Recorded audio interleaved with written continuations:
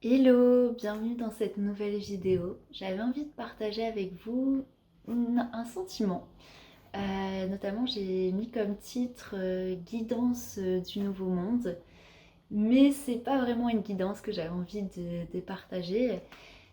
C'est. Ouais, le mot c'est sentiment parce qu'il y a quelques jours, là où j'habite, il y a eu des grands vents. J'imagine que là où vous étiez, c'était peut-être un peu la tempête.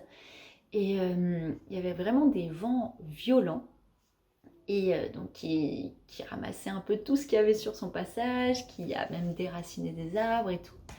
Et il y avait un contraste comme ça qui régnait, à la fois avec ce vent qui crée une sorte de chaos au niveau de ce qui se passe au sol, mais en même temps ce vent était tellement fort et puissant qu'il balayait tous les nuages et il y avait un soleil, mais incroyable, ça explosait parce que les nuages ne pouvaient pas rester devant, ils étaient tout de suite balayés et ça crée comme ça une sorte d'atmosphère très contrastée quand on se mettait à marcher parce qu'on avait on était soit poussé par le vent, soit dans la résistance du vent, mais on était dans cet élément auquel on est invité à faire corps quelque part et on sent qu'il balaye comme ça, on voit les feuilles mortes, en plus avec l'automne, il y a vraiment cette empreinte de quelque chose qui est en train de mourir, donc qui est balayé en même temps par ce vent. Et en levant les yeux, on a ce soleil d'une puissance jaune qui vient tout éclairer et qui... Et il y avait ce contraste comme ça entre ce qui se passe au niveau du sol, de l'horizontale, et en même temps, dès qu'on lève les yeux vers cette verticalité qui vient nous...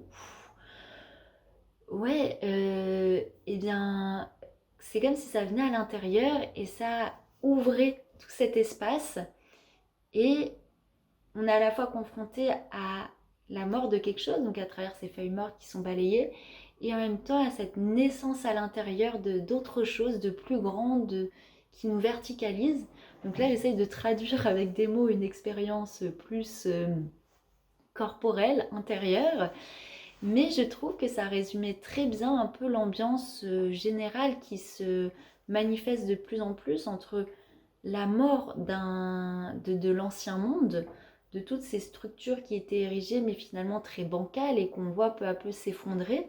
Et d'ailleurs, on les voit s'effondrer autant à l'intérieur de nous-mêmes dans ce travail d'épuration que l'on fait avec ces parties de nous, mais qui se reflète aussi à l'extérieur. Et c'est ça qui est intéressant, c'est d'observer à la fois toutes ces morts intérieures qui sont comme ces feuilles mortes qui tombent et qui se laissent mourir et qui sont à la fois balayées par ce vent qui crée un mouvement et qui ouvre à autre chose, qui balaye, et cette ouverture solaire euh, qui se manifeste à l'extérieur mais qui vient résonner à l'intérieur et ouvrir et éclore quelque chose à l'intérieur.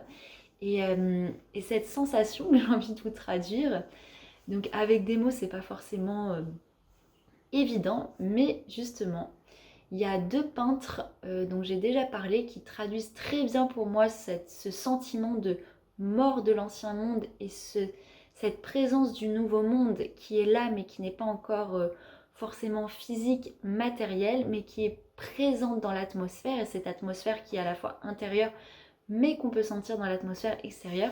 C'est deux peintres polonais, donc c'est assez marrant parce que les deux, il y a la même intensité d'atmosphère, que j'ai envie de le traduire comme ça. C'est deux peintres polonais. Le premier, c'est Beck Kinski. Donc c'est un peintre qui est né en 29 et qui est mort vers 2021. Et le deuxième, c'est un peintre polonais qui, lui, est né dans les années 60 et qui est encore vivant et qui partage encore des peintures. Et le deuxième, c'est Mariusz Lewandowski. Donc j'espère que je prononce bien les noms, mais je mettrai dans la barre de description pour que vous puissiez retrouver leurs œuvres.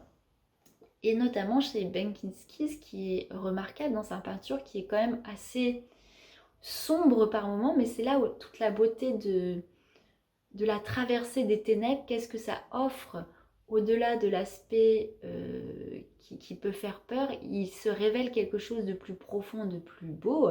Et ça, on le voit dans sa peinture. Je vais vous mettre deux, trois peintures différentes, mais on a vraiment dans celles que j'ai sélectionnées, on a au premier plan, au niveau de l'horizontalité, on a la mort de quelque chose, que ce soit à travers des squelettes, des structures comme ça qu'on sent qui s'effondrent. Il y a vraiment quelque chose de l'ordre de la matière qui est craquelée, qui est fissurée, qui est en train de mourir et de disparaître. Et ça, on le sent. Et c'est vraiment ce côté qu'on appelle la 3D, cet ancien monde qui est en train de se fissurer. D'ailleurs, il suffit de se balader en ville, dans les grandes villes, et on voit les édifices, les immeubles, même les sols, les trottoirs, tout est en train de se craqueler, de se fissurer. On sent que c'est en train de mourir.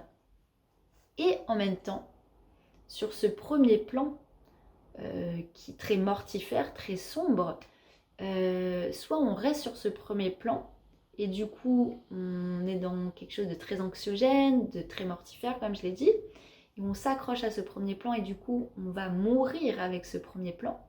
Soit on élève son regard plus haut, plus loin, vers cette dimension verticale que nous offre le soleil chaque jour. En fait, le soleil, c'est vraiment cette invitation à s'élever intérieurement. Et dans ces peintures, on a cette présence solaire, souvent en arrière-plan, avec cette lumière très dorée, un jaune.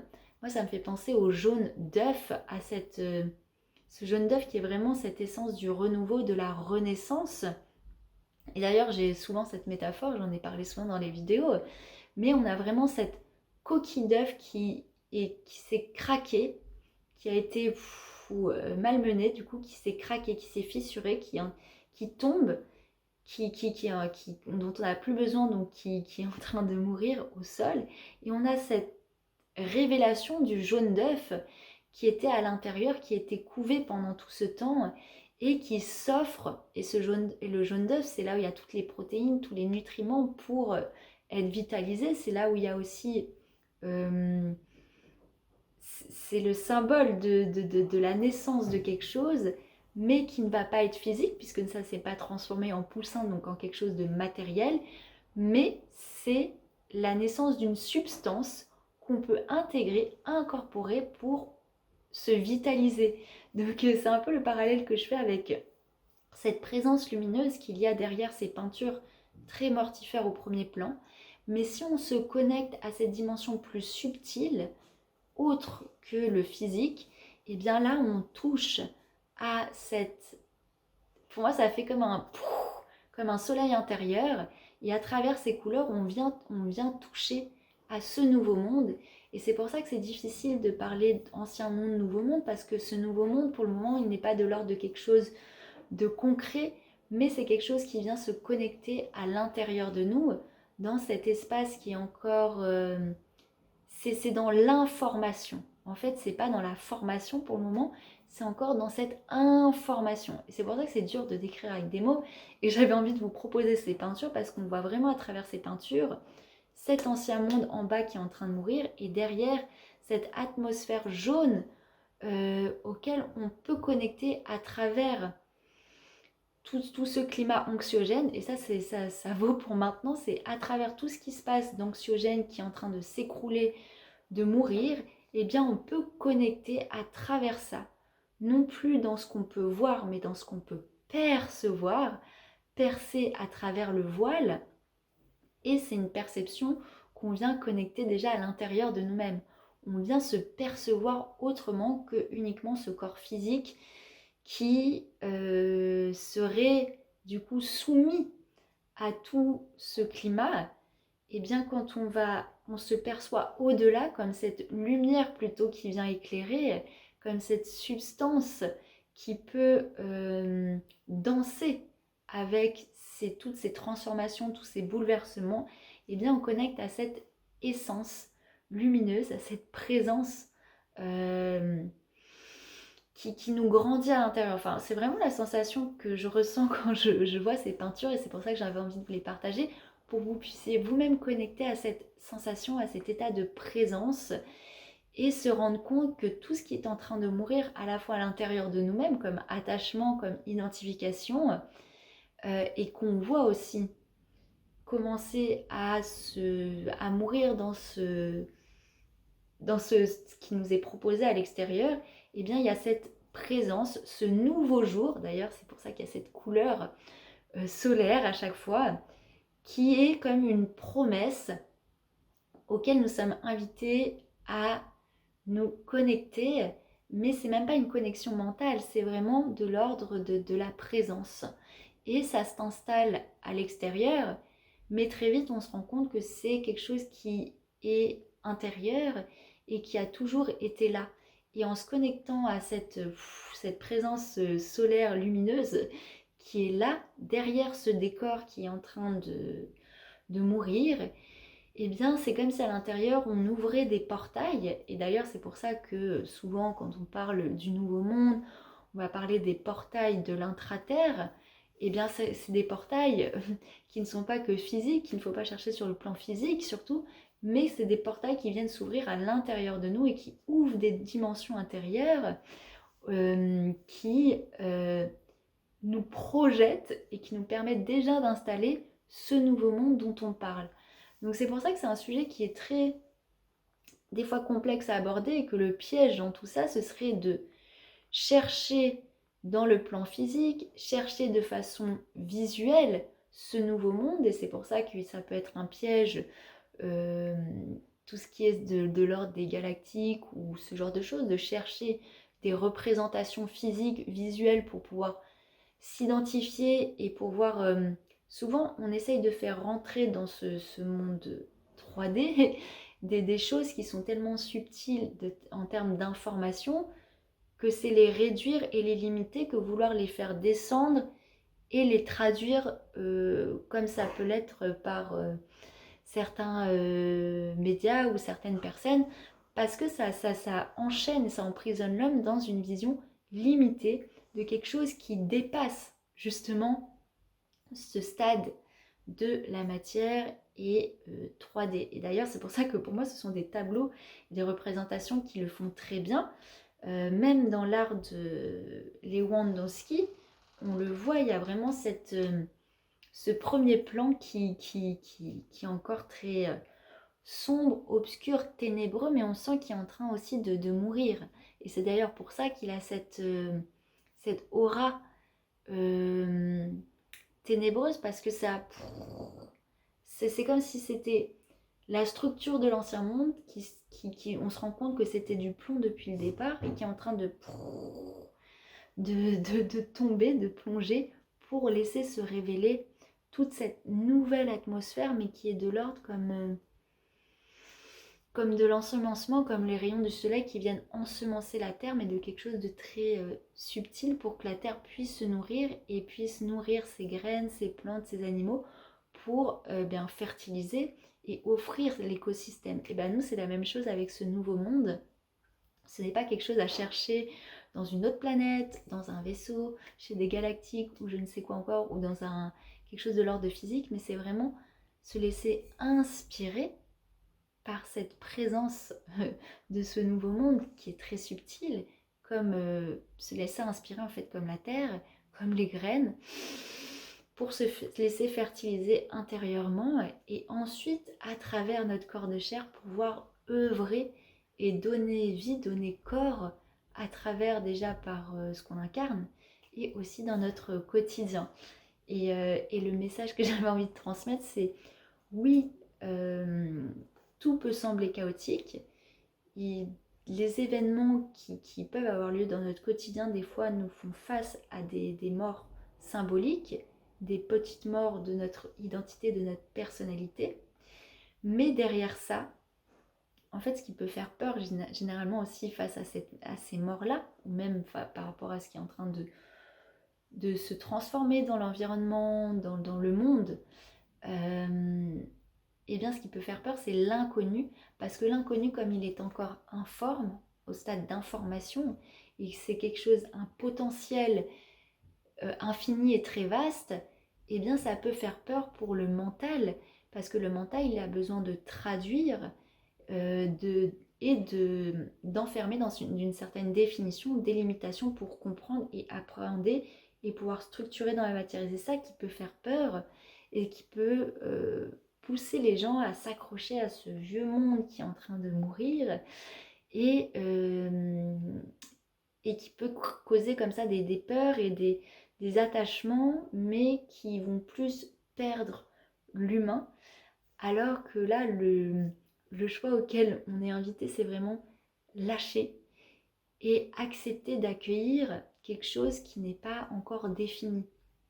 Et ce nouveau monde, justement, il n'est pas encore défini, il est présent dans cette atmosphère.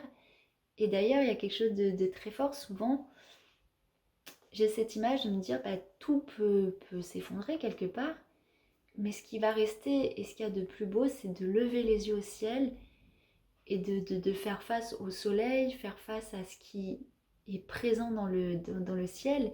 Et ça, c'est quelque chose d'indéfectible. Et ça, c'est un exercice, pas un exercice, mais c'est quelque chose que je fais souvent. C'est lever les yeux au ciel et juste être dans cette présence, parce qu'on se dit que tout peut s'effondrer, mais il y a cette reliance comme quelque chose de permanent et en même temps d'impermanent. C'est un peu comme un portail.